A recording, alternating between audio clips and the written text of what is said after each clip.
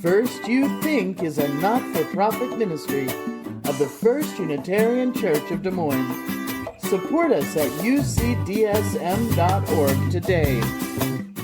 January 3rd, 2021.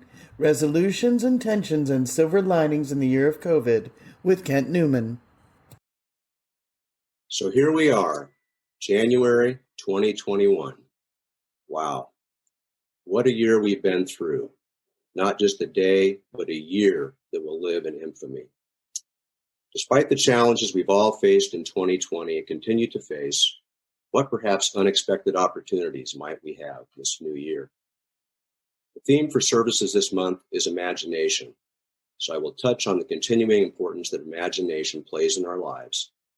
But first, I want to delve into the tradition of making New Year's resolutions and compare it to the alternative of setting intentions for the year to come. 'Tis the season, and people have been doing it around this time of year for thousands of years, paying their debts, making promises to their gods, reaffirming commitments, making resolutions. It's well known that more gym and fitness club memberships are sold this time of year than any other. But how many actually follow through to meet whatever goals they've set? For years, I did a big winter solstice celebration, starting at the Wallace House in 1995, during my tenure as the first executive director there.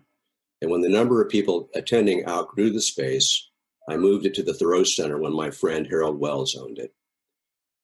Many of you were there for those parties. We had a fire in the fireplace. I put together a band.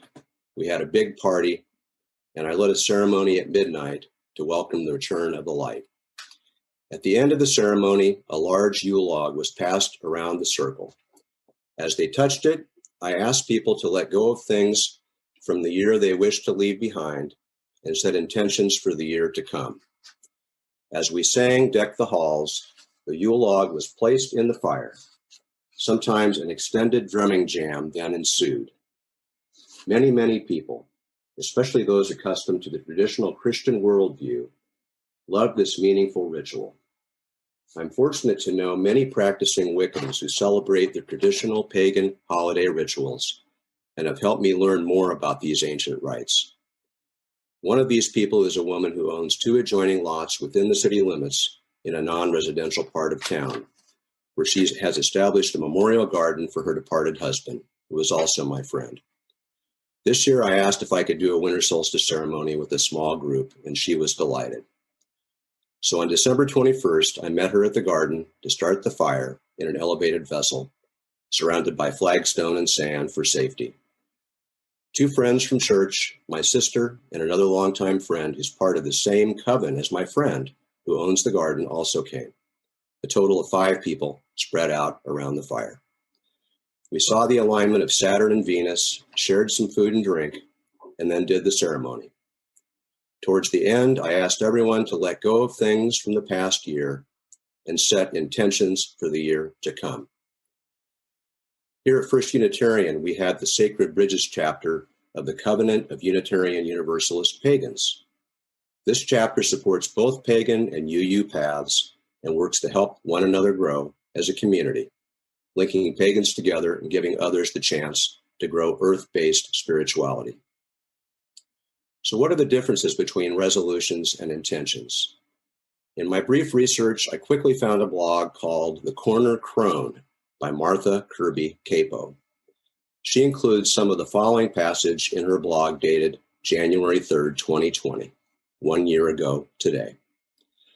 Maria Firmoil, Director of Physical Therapy at Alliance Health in Fresno, California, writes, "The definition of resolution is 1, a firm decision to do or not to do something, and 2, the action of solving a problem, dispute, or contentious matter. If the purpose of making resolutions is to make a firm decision and actively address an issue or problem, how do we feel if we don't accomplish these expectations we've set for ourselves? Do resolutions create more stress and self-criticism, guilt, or shame if we don't follow through and meet them? On the other hand, the definition of intentions is 1, a thing intended, an aim or plan, and 2, the action or fact of intending. Some may think an intention is not strong enough to create change. It seems to me that intentions allow us to be more creative, aware, and mindful of what we would like to change. Resolutions seem to ask us to be perfect, something we can never achieve. Resolutions seem only to focus on the outcome, not the journey. Intentions are more inviting. Intentions ask us to look deep inside ourselves to become more of an imperfect human being. Intentions allow us less human doing and human thinking. Intentions are more freeing, asking nothing more in return than that you practice. Intentions do not hold you to a specific outcome, just head in the direction of ambitions. Some may think that intentions are not the same as goal setting. To the contrary, goals are synonymous with intentions.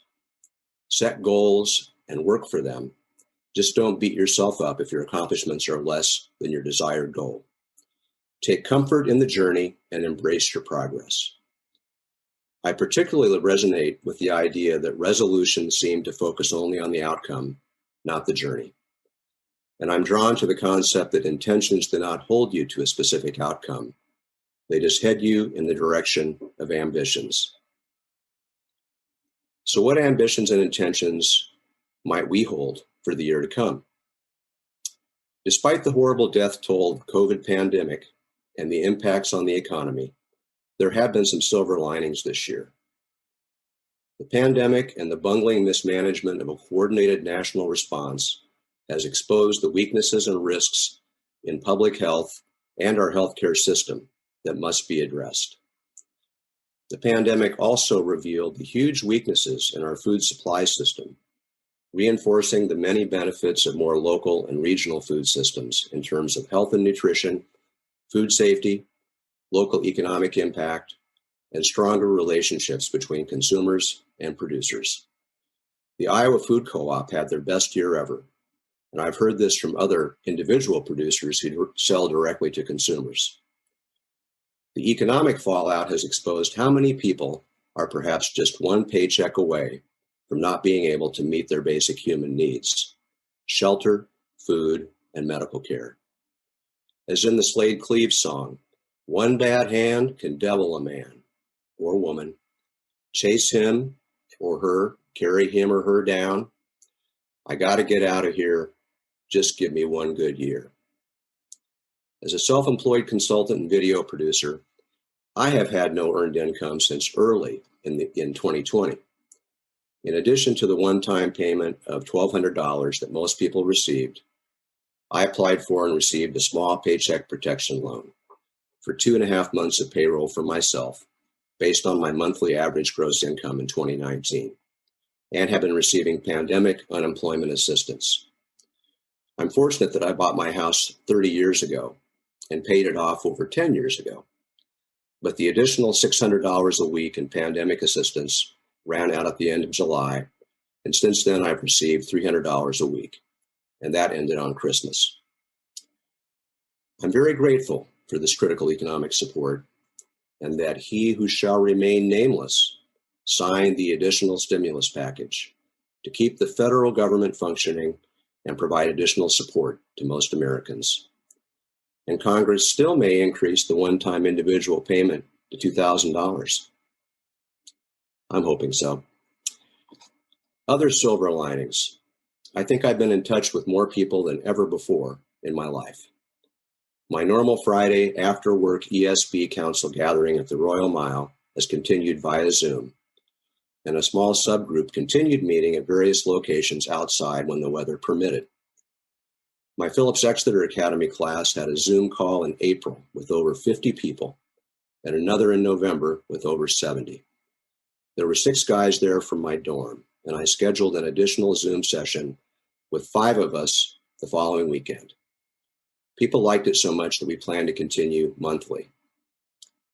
Because the majority of Americans have been working from home or not working, there have been fewer miles traveled by car and airlines.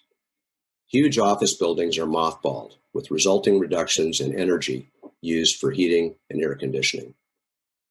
There have been reports that the level of greenhouse gas emissions has fallen by at least 15% this year. Granted, there are serious economic consequences, but the environment has benefited tremendously. As many others do, fortunately including President Biden, climate change is the existential crisis and paramount issue of human society on this planet.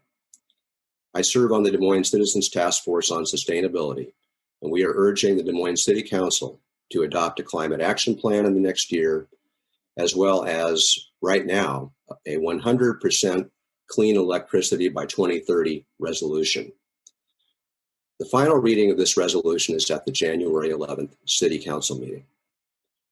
I also serve as chair of the Iowa chapter of the Climate Reality Project, facilitate our monthly Zoom calls, and send out regular updates on climate data and climate action. Being forced to work from home, I think, will result in lasting changes to how many businesses are conducted. People are more productive, and the financial savings and environmental benefits have been huge, although there are trade-offs in the economy. This calls forth our seventh principle: respect for the interdependent web of all existence of which we are a part. But by far the biggest silver lining in 2020 has been the awakening of awareness and consciousness of so many people, especially white people, about systemic racism and injustice. The uprising of millions of people around the world in the wake of repeated homicides of Black people by police, especially the grisly killing of George Floyd by a Minneapolis officer kneeling on his neck in May.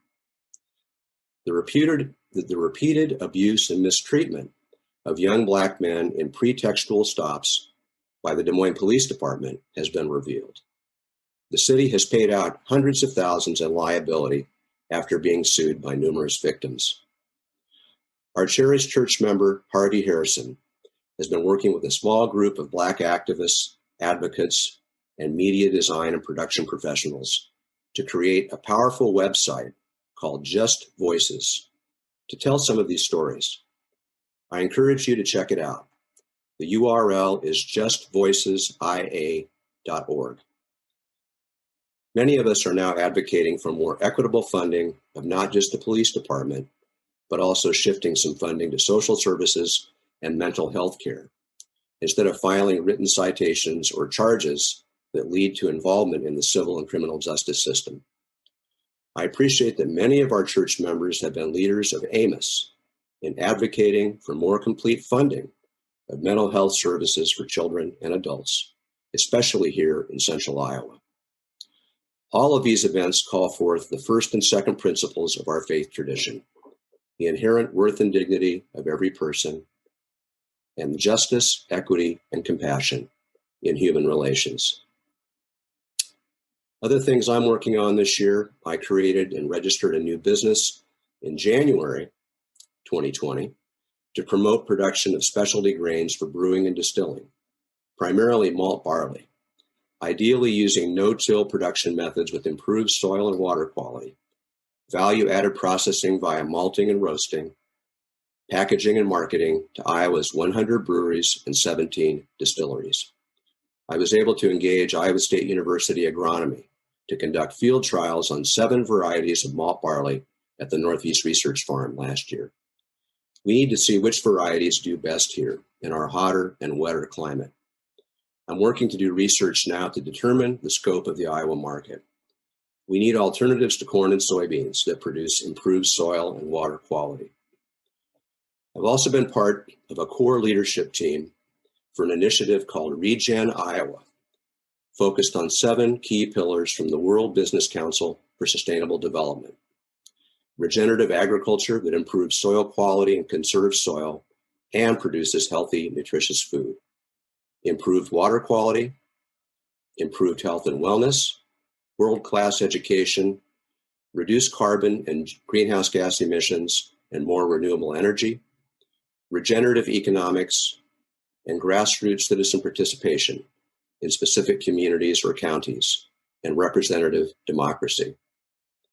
We have had a very positive response from state leaders, and the community colleges will play a major role. We're working now to secure funding for at least 3 pilot communities to engage diverse stakeholders to implement a facilitated planning process called Strategic Coherent Doing.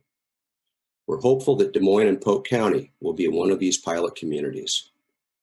Part of my role will be recruiting diverse stakeholders and documenting the process with video, as well as storytelling to show examples of people working in one or more of our 7 pillars all over the state.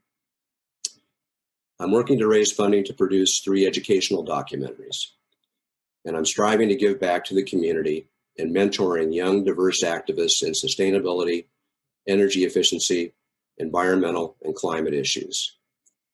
These are part of the intentions that I will continue practicing this year. What intentions will you bring into this year that connect to our faith traditions, as well as your personal passion and imagination? One bad hand can carry a man or a woman. A good one can turn him, her around. I got to get out of here. Just give us one good year. Please, just give us one good year. I want to wrap up with some inspiration about the importance of imagination throughout our whole lives. I have a poster print of an Albert Einstein photograph on the wall of my bedroom with his quotation. And I found a nice list of the top 10 quotations about imagination, courtesy of Success Magazine. All text and images copyright Success Partners 2015. And let's see if I can share the screen again here. There we go.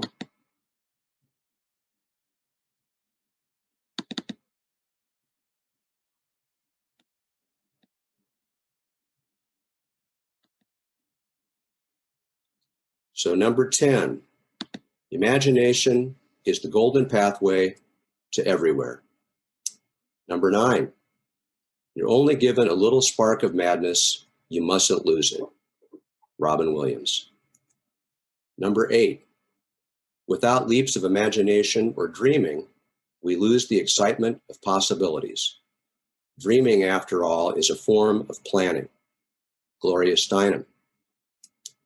Number 7, imagination creates reality. Richard Wagner. Number 6, imagination is the beginning of creation. You imagine what you desire, you will what you imagine, and at last you create what you will. George Bernard Shaw.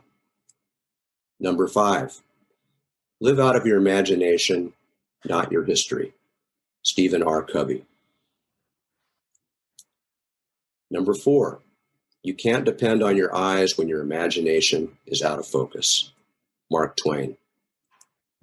Number 3, what is now proved was once only imagined. William Blake. Number 2, the man who has no imagination has no wings. Muhammad Ali. And number 1, imagination is more important than knowledge. Knowledge is limited, but imagination encircles the world. Albert Einstein.